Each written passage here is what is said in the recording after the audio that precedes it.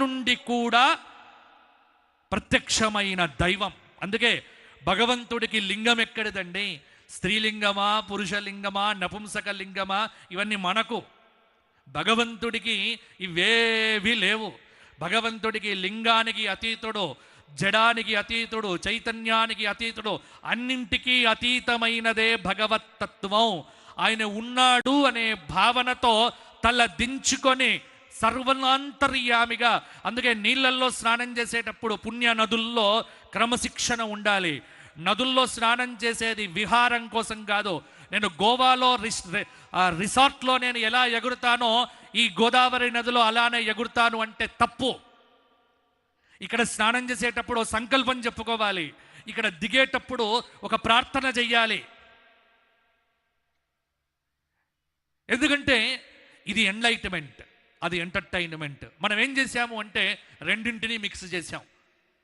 నేను కాళేశ్వరం పోతున్నా, ఎందుకు అంటే ఎంటర్టైన్మెంట్ కోసం కాళేశ్వరం రాకండి, ఎంటర్టైన్మెంట్ కోసం తిరుమల వెళ్ళకండి, ఎంటర్టైన్మెంట్ కోసం యాదగిరి గుట్టకు వెళ్ళకండి.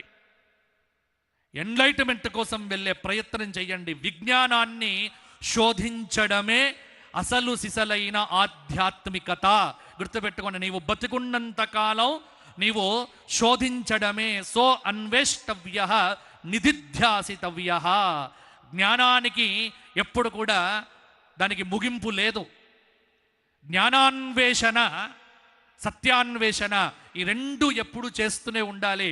ఒక్కదానికి మాత్రమే ముగింపు, సంపాదనకు ముగింపు పలకాలి. ఎప్పుడు పలకాలో అప్పుడు పలకాలి, అంతే. అది ముగింపు పలికితే అది ఆధ్యాత్మికత. అంతేకాని 78 ఏళ్ళు వచ్చినా 80 ఏళ్ళు వచ్చినా ఇంట్లో అందరూ సెటిల్ అయిపోయినప్పటికీ ఇంకా కప్పలాగా ఇంకెక్కడ దొరుకుతుంది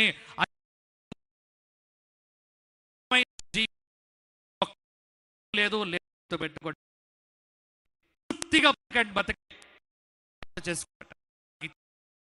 హాయిగా. ఎందుకంటే రాసి పెట్టుకోండి, కర్మ ఎవ్వడిని వదిలిపెట్టదు. ఇగో ఈ సూత్రం ఇంట్లో గోడ మీద రాసి పెట్టుకోండి.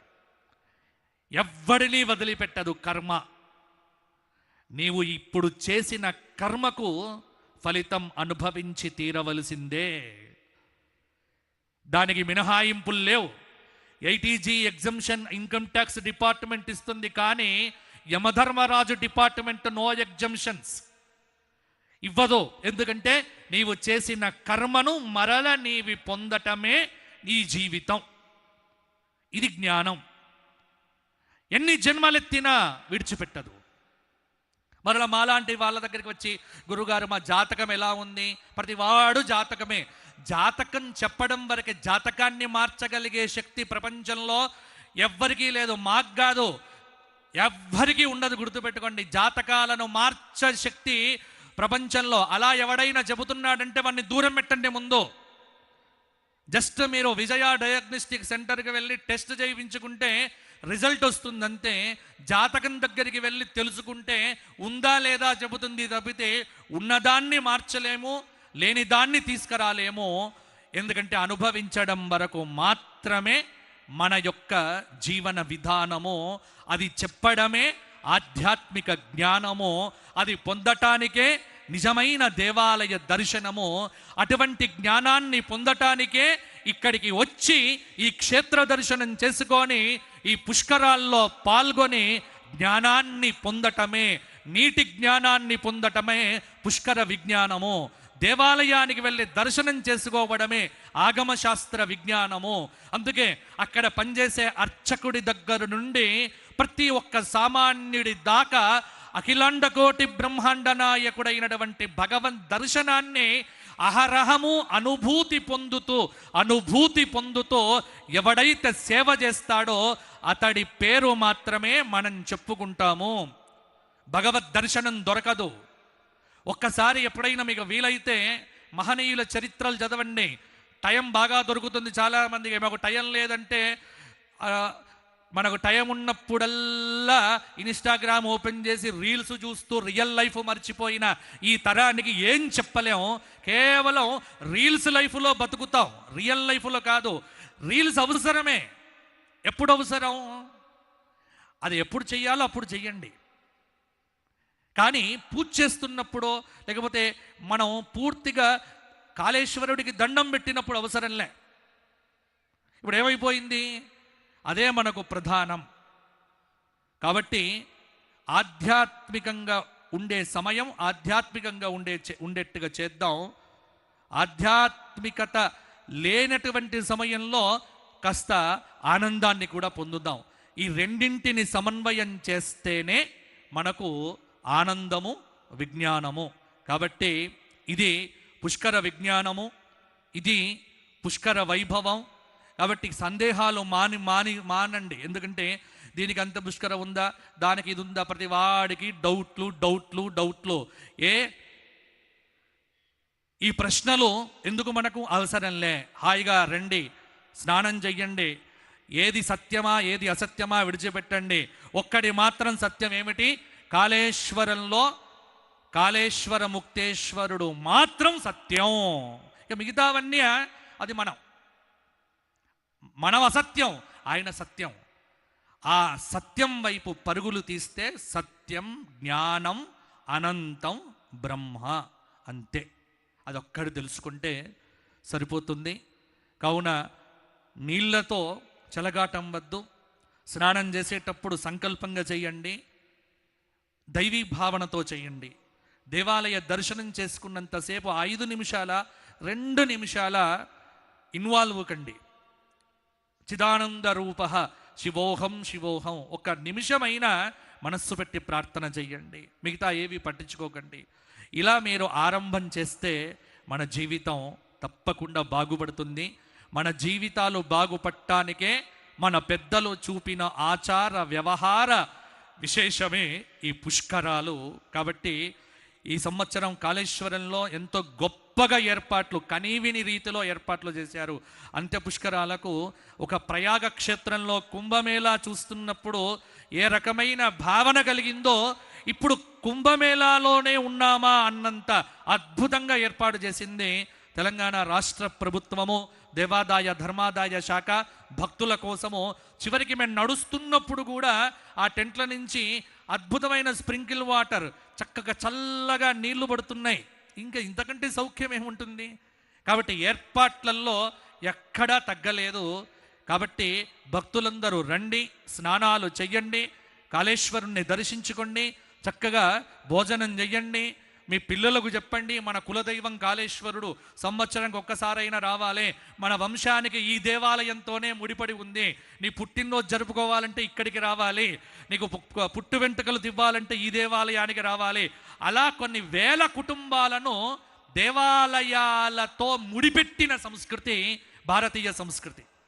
ఎందుకంటే నీ పుట్టి వెంట్రుకలు చూడండి, ఇక్కడే తీపిచ్చాలి. ఎందుకు చెప్పండి? ఆ దేవాలయం నీ వంశానికి ముడిపడ్డ దేవాలయం, మర్చిపోకుండా ఉండటానికి. ఇలా మనకు దేవాలయాలను మనమందరం కూడా చక్కగా మన వారసత్వ సంపదగా రక్షించుకుందాము. ఇలా ప్రతి ఒక్కడు బాధ్యతగా ఉంటే మాకేం పని అని భక్తుడు అనుకోవద్దు, మాకేం పని అని ఉద్యోగి అనుకోవద్దు. ఎవరు విధి నిర్వహణ వారు చేయాలి. భక్తుడు భక్తుడిలాగా ఉండాలి, ఉద్యోగి ఉద్యోగిలాగా ఉంటే ధర్మం ధర్మంలాగా మిమ్మల్ని కాపాడటం తప్పకుండా ఉంటుంది. కాబట్టి చక్కటి ఏర్పాట్లు చేసిన మా దేవాదాయ ధర్మాదాయ శాఖ వారిని చాలా అభినందిస్తూ, ఎందుకంటే చాలా గొప్ప ఏర్పాట్లు చేశారు ఈ సంవత్సరం. ఎందుకంటే మా మాన్యులు, మా మంత్రివర్యులు, ఈ ప్రాంతవాసి దుద్దిల్ల శ్రీధర్ బాబు గారు ప్రత్యేకంగా శ్రద్ధ తీసుకొని, అలాగే ప్రిన్సిపల్ సెక్రటరీ గారు మా శైలజ రామయ్యర్ గారు, ఆవిడ ఎంతో శ్రద్ధ పెట్టి ఈ నిర్మాణాల గురించి వీటన్నింటి గురించి చూస్తూ, ఇలా దేవాదాయ శాఖలోనే కాకుండా ఇక్కడ ఉన్నటువంటి ఈవో గారే కాకుండా మొత్తం రాష్ట్రంలో ఉన్నటువంటి ముఖ్యమైన అధికారులంతా కూడా ఇక్కడే కూర్చొని ఉన్నారు. వారందరికీ కూడా కాళేశ్వర ముక్తీశ్వరుడు అనుగ్రహిస్తాడు తప్పకుండా. చక్కగా ఇంత మంచి ఏర్పాట్లు చేసిన దేవాదాయ ధర్మాదాయ శాఖ వారిని అభినందిస్తూ, అలాగే అందరూ భక్తులు తరలిరండి అంత్యపుష్కరాలకు. వాళ్ళ కన్ను మూసి తెరిచాము అంటే వచ్చే సంవత్సరం గురువు సింహంలోకి వెళ్తాడు. గురువు సింహంలోకి వెళ్ళాడు అంటే గోదావరి నదికి ఆది పుష్కరాలు అద్భుతంగా 2027 జులై. మరలా కళ్ళు మూసుకొని తెరిచాము 2028 గోదావరి అంత్య పుష్కరాలు. అంటే వరుసగా 26, 27, 28 3 సంవత్సరాలు కాళేశ్వరంలో పండుగే పండుగ. ఈ 3 సంవత్సరాల పుష్కర పండుగ తెలంగాణ రాష్ట్రం మీద మొత్తం మీద ఉన్న ఒకే ఒక్క ప్రదేశము మా కాళేశ్వర ముక్తీశ్వర క్షేత్రం మాత్రమే. ఈ ప్రాంతవాసుల అదృష్టవంతులో ఈ కాళేశ్వర క్షేత్ర మాహాత్మ్య గ్రంథం కూడా ఈ మధ్య నేను చూడటం జరిగింది. అది త్వరలోనే ప్రింట్, ఎందుకంటే 1931లో ప్రింట్ చేశారు. మరలా 1927లో తయారవుతోంది. పుష్కరాల వరకు సిద్ధం కావాలి. చదవండి కాళేశ్వర క్షేత్ర మాహాత్మ్యాన్ని. రాముడు వచ్చాడు ఇక్కడికి, అలాగే ఎంతోమంది అవతార పురుషులు వచ్చారు. కాబట్టి ఈ దివ్యధామంలో అలాగే మా పాలక మండలి ఏర్పాటైంది. మా పాలక మండలి అధ్యక్షుడు శ్రీ మోహన్ శర్మ గారు కూడా తమ డైరెక్టర్లందరితో కలిసి సేవ చేస్తున్నారు. వారందరికీ ఆశీర్వచనం తెలియచేస్తూ ఇంకా గొప్పగా సేవ చెయ్యండి, ఇంకా గొప్పగా మీరందరూ కూడా భగవద్ అనుగ్రహాన్ని పొందండి అని కోరుకుంటూ, నేను అలాగే మా కృష్ణవేణమ్మ గారికి కూడా ఆశీస్సులు, ఎందుకంటే చక్కటి విధి నిర్వహణలో ఉన్నటువంటి తల్లి ఆవిడకు మా కాళేశ్వర ముక్తీశ్వరుడు అనుగ్రహాన్ని ఎల్లప్పుడూ అందజేయాలి. మా రామకృష్ణ గారు అందరూ మాకు ఆప్తులు. అలాగే ఇంత గొప్ప విశేషాన్ని మా దేవాలయంలో మా మహేష్, ఎందుకంటే కార్యనిర్వహణాధికారి గారు మహేష్, అలాగే దేవాలయ ప్రధాన అర్చకుడు మా ఫనీ నగేష్ చాలా శ్రద్ధగా చేస్తున్నారు. అలాగే ఎండోమెంట్ సలహాదారులు మా గోవింద హరి గారు నిరంతరం పర్యవేక్షణ చేస్తున్నారు. అందరికీ ఆశీర్వచనం తెలియజేస్తూ ఇంకా ఎంతోమంది మహనీయులు మహాత్ములు ఈ క్షేత్రంలోకి రాబోతున్నారు. రేపటి నుండి కూడా మహామండలేశ్వరులు రాబోతున్నారు చాలామంది. అలాగే కాశీ నుంచి ఇంతమంది పండితులను పిలిపించారు హారతి కోసం. ప్రతి కార్యక్రమంలో పాల్గొనండి, చక్కగా కార్యక్రమాలను వీక్షించండి, సనాతన ధర్మ పరిరక్షణలో భాగస్వాములు కండి అని కోరుకుంటూ నా ప్రవచనాన్ని ముగిస్తున్నాను. స్వస్తి. లోకా సమస్తాః సుఖినో భవంతో. నమః పార్వతీపతయే. హర హర మహాదేవ. ఏడుకొండలవాడ వెంకట్రమణ గోవింద. భారత్ మాతాకి, భారత్ మాతాకి, భారత్ మాతాకి. సనాతన ధర్మకి, సనాతన ధర్మకి. గోమాతాకి, గోమాతాకి, గోమాతాకి. పెద్దలు శారదాపీఠ ఆస్థాన పండితులైనటువంటి బ్రహ్మశ్రీ వేదమూర్తులు డాక్టర్ బాచంపల్లి సంతోష్ కుమార్ శాస్త్రి గారిచే పుష్కర వైభవ కార్యక్రమం ఇందాక నిర్వహించడం జరిగింది. మరి వారి సన్మాన కార్యక్రమం దేవాదాయ ధర్మాదాయ శాఖ ఆధ్వర్యంలో మా వారందరూ ఇక్కడే ఉన్నారు పైన. వారందరూ కూడా ఒక 5 నిమిషాలు ఈ కార్యక్రమం పూర్తి చేస్తారు. తర్వాత హారతి కార్యక్రమం ఉంటుంది.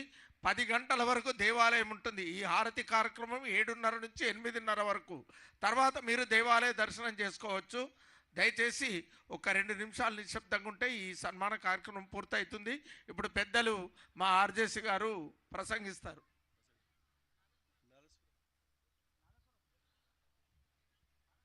బ్రహ్మశ్రీ శ్రీ బాచంపల్లి సంతోష్ కుమార్ శాస్త్రి గారు మీ అందరికీ తెలుసు.